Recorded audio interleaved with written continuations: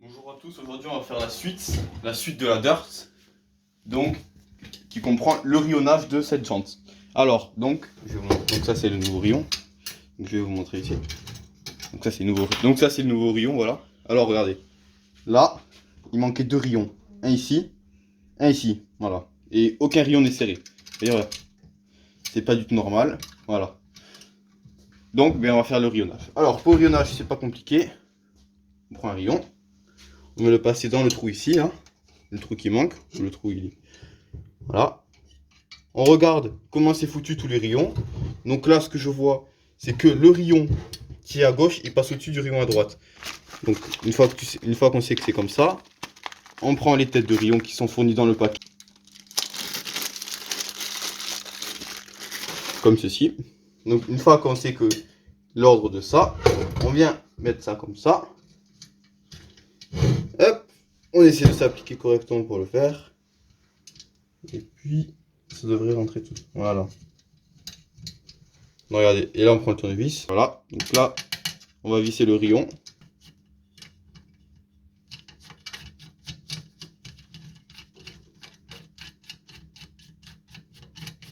Voilà, il commence un peu à se tendre. Donc on va pas trop serrer. Voilà. Maintenant on va faire le rayon suivant. Donc j'en change que deux sur... voilà. Donc ça fait un peu... Je vais pas tous se changer, voilà. Ça sert un peu à rien. Donc on repère le trou. Hop, on fait passer. Voilà. Et là on regarde que celui de droite il passe en bas. Donc ok. Donc on prend une tête de rayon. On vient la présenter sur la jante. Comme ceci. On vient prendre le tournevis de la bonne empreinte. Et on vient serrer. Voilà. On vient les serrer un peu. Voilà. Donc là, la jante est rayonnée partout. Voilà. Donc maintenant, reste à équilibrer la jante. Pour pas que la jante elle soit voilée ou quoi. Donc ça, il faut prendre l'axe de roue de votre moto. Et on va venir le mettre comme ça. On va le poser sur deux supports ici. Voilà, on trouve toujours les moyens du bord. Donc moi c'est bon. Donc maintenant, je vais centrer la roue. Je vais la faire tourner.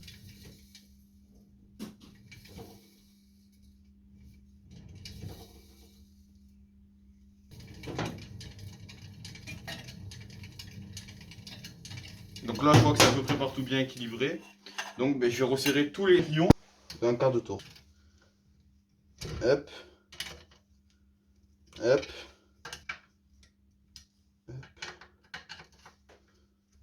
Ok, donc alors là, on a tout resserré. Donc je vais faire vidéo ça. On a changé la chambre à air, on a mis une chambre à air renforcée parce que l'autre a été crevée. Voilà. Et donc là, je vais remonter la roue. Et une fois que je vais remonter la roue, on va s'attaquer au... on va faire le changement du joint. Enfin, le nettoyage du joint ici, parce qu'il y a de la saleté là. Du rocher de kick. Ah voilà. Donc on va changer ça. Alors là, on va desserrer toutes les vis ici.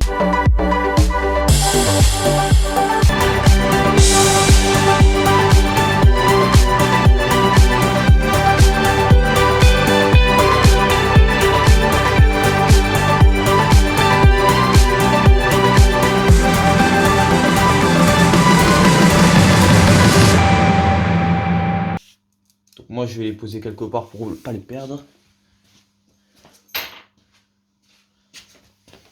Une fois que c'est fait, tout simplement attirer le carter. On vérifie qu'on n'a plus. Voilà, donc moi il va être un peu collé bien sûr. Chercher gros tournevis. Voilà. On vient enlever ça. Ce fichu carter à la con. Voilà, hop. On va éviter de ne pas faire couler de l'huile. Voilà. Donc on va passer au joint. Là-bas, sur l'établi. Voilà. Vous voyez, on enlève doucement délicatement. Vous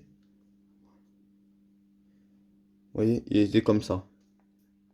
On va reprendre le nouveau. Donc, regardez. Voilà. Donc je pense qu'on comprend à peu près le problème.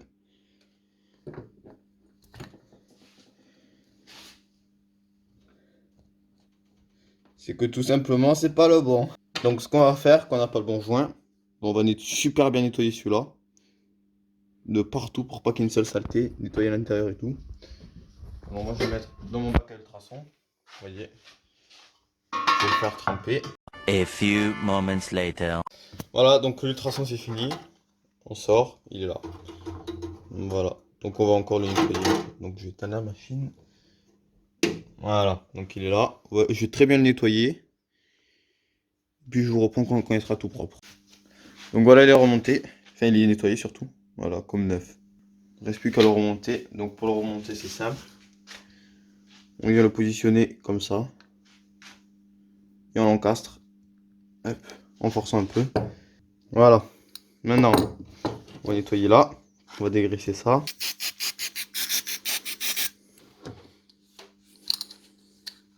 Donc on va mettre de la pâte à joint partout autour. Alors moi personnellement comme pâte à joint j'utilise de la pâte à joint Ting Tang Tang Ka Tang Tang. On vient en mettre partout autour de ce carter là. Voilà.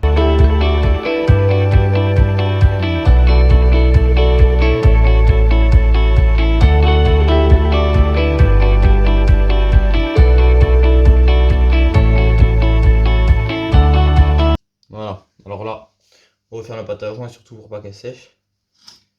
On va prendre le carter.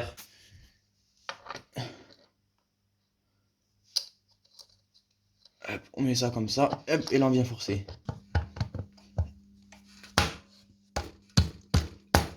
Voilà, ça rentre en force. Et je vais aller chercher les petites vis et c'est parti. Comme nous avons dit précédemment, d'abord cette vis, la plus longue, et après toutes les autres c'est les mêmes.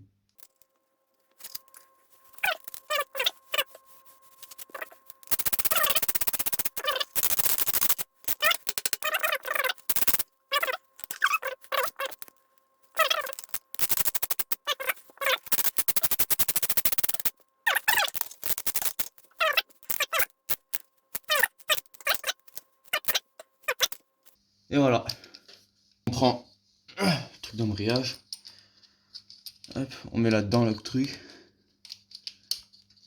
Vous voyez. Hop.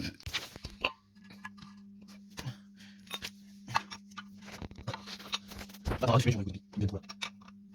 Ah, je vais